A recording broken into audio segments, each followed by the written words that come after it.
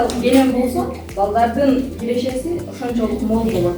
Анан канчалык берекелүү болот. Бул копилка эмне үчүн керек? Балдардын кийинки келечегине топтолгон акчасы, же болбосо кандайдыр бир маарекегеби, майрамдык кечелергеби, же өздөрүнүн туулган күнүнө, ар түрдүү майрамдарга иштетиле турган ата-эненин балага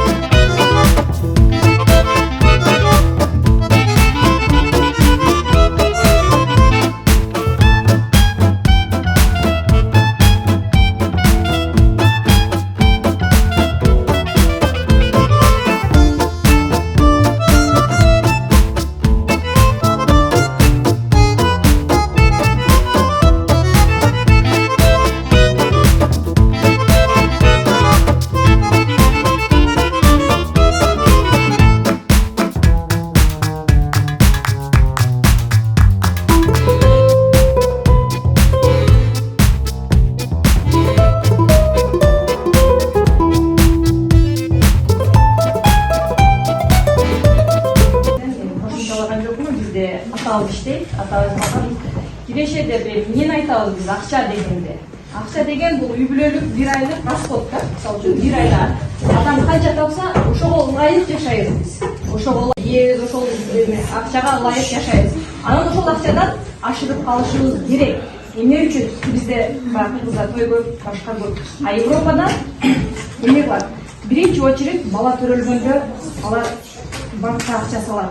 Себеп дегенде ал бала 18-ге чыкканда өзү менен өзү болуш керек. А биздин балдарга үйрөтө турган нерсебиз, биз азыр мисалы күнүнө 20 сомдон беребиз, 50 сомдон беребиз, 100 сомдон беребиз. А биздин балдар сразу акчаны жыгат, жеп алып барып жок кылат. Ошол акчадан биздин балдарыбыз бир күндө 1 сомдон жогулса, булар чоңойгончо ошол акча кыйла акча болуп эсептелет. Бул акчаны жок кылуу эмес, акчаны тапкандан кийин белгилүү бир нерсеге коротуу, же болбосо кандайдыр бир нерсе алып, ал нерсени көбөйтүүгө аракет жасашыбыз керек. Максат акча канчалык 1 сомдон миллион жаралат. Бул Европанын белгилүү ойшулдары аныктап чыккан буну. 1 сомдон чогултуп отуруп, ошондон миллиардер, миллионер болушкан. Демек акчаны бардыгын жок кылбашыбыз керек. 10 000 айлык алабызбы, 1000 сом айлык алабызбы, ошонун кандайдыр бир бөлүгүн алып калып, ошол алган